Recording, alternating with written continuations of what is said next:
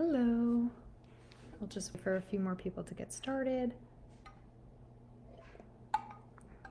Hopefully everybody can hear me.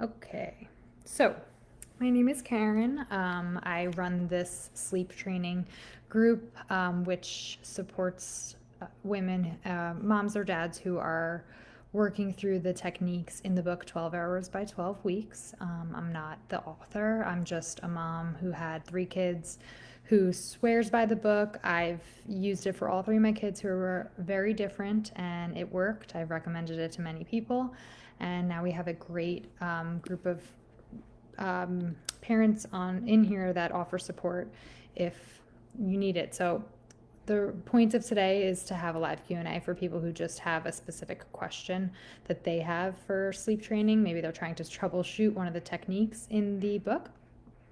We had a good question that was posted that I want to address, and that was talking about weaning off the nighttime feedings. So remember, I'm not a medical professional. Always consult with your doctor, but what Susie recommends in the book is that you decrease that. It's usually around 3 or 4 a.m. that you decrease that feeding a little bit each night. So say you're giving them 2 ounces one night, the baby. You just take a little bit off each night, and it helps if it's in a bottle because you can measure it. And I know a lot of moms and moms are exclusively breastfeeding. I did too. I did supplement a little bit, but just because I was nursing, I still put it in a bottle for that nighttime feeding when we were ready to start weaning off. 2 reasons for that. One, I wanted to decrease that milk production in the middle of the night because if my babies were sleeping through the night, I was going to be sleeping through the night as well. And it also helped Dad get involved because there was a bottle, and it helped that I could measure it. Measuring it was the biggest part for me. So if I gave the baby 2 ounces one night and they went back to bed, the next night I would take, I don't even want to say a half an ounce off. It wasn't even that. It was just I wasn't even measuring it. I was just slowly decreasing that 2 ounces so that by the time 2 weeks came, and it didn't even take that long, the baby was barely getting anything in the middle of the night. And it was more of them waking up as a habit. And I determined that the baby was just waking up as a habit to eat, and that she really wasn't taking that much in the middle of the night. So I made it not worth it for the baby to wake up, if so to speak. So they were barely getting anything. It was just more of breaking the habit of them waking up. They were getting enough throughout the day in their other feedings. So by the time it came to a half an ounce, the baby its stomach wasn't waking it up out of hunger because it barely was any, and just slept through the night after that. One small thing, and I talked about it in our last live, and I'll link it here. Just because you got rid of that 3 a.m. feeding doesn't mean the baby's going to wake up at that 6 a.m. or 7 a.m. mark that you're really waiting for.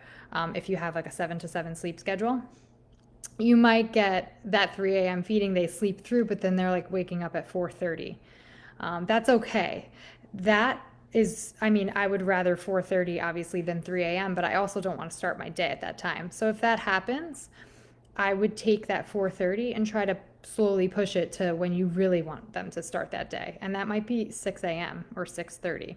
So back to the last video that I spoke about, I just would add 15 minutes on to when I would actually take the baby out of the crib and feed them. And sometimes it meant 4:45 if they couldn't go back. So when you think you're getting rid of that middle of the night feeding, it might just be slowly kind of pushing it back to that morning feeding. So if you think of it like that, it kind of helps with the process of slowly eliminating it. Now, on to the question that was asked by a Katie. She said that she has twins, and I love when twins follow this plan. I have a twin niece and nephew that followed it, and I know that the book is really designed for multiples. They go into a lot of detail about multiples, so it will work. But her question was, I'll read it to you. We have twins. We are reducing the nighttime feedings for each baby. What do we do when baby A is weaned off the feed, and baby B is still lowering the amount. It feels like we should still wake both of them to keep that 4-hour schedule the same during the day. Two very important points. So a lot of times twins are in the same room, and that might be a hindrance if baby A is sleeping and baby B is crying. If you have successfully eliminated a nighttime feeding, I would never go backwards. And I spoke about that in the last video, and Susie talks about that a lot. Never go backwards. So if you're weaning from 2 ounces and then a few days go by and the baby's okay with an ounce and 1.5 ounces, if a night comes along and the baby's fussy and you're like, I feel like the baby needs more, I would never go backwards and add 2, because the baby was doing just fine by weaning back. That goes for waking the baby after you fully wean them off this middle of the night feeding. I would never go backwards and wake them up, because if you think about it, even an adult, if an adult wakes up every night in the middle of the night at 4 a.m. for an extended period of time, their body's going to get used to that. So if the baby A is sleeping through, and you can kind of let baby B do the feeding and cry a little bit without waking baby A, I would do that until baby B is weaned off, and then it will be smooth sailing because everybody will be sleeping through the night. But part of your question was keeping that 4-hour schedule the same during the day, and I completely agree that that is very important. So back to how I started this conversation, where that middle of the night feeding might have been weaned for baby A. Baby B is still waking up. Baby B wakes up at 3 a.m. and then sleeps till 7 a.m. You might have some time where baby A, who was weaned off that middle of the night feeding, is waking up at like 5:30, and you really don't want that baby to wake up until it's 7. There is going to be a little bit of some maneuvering, but it will not take long to get that 5:30, push it back a little bit, push it back a little bit until 7. It might be a 2-week period where you have them in separate rooms if you do feel like their schedule is totally that far off.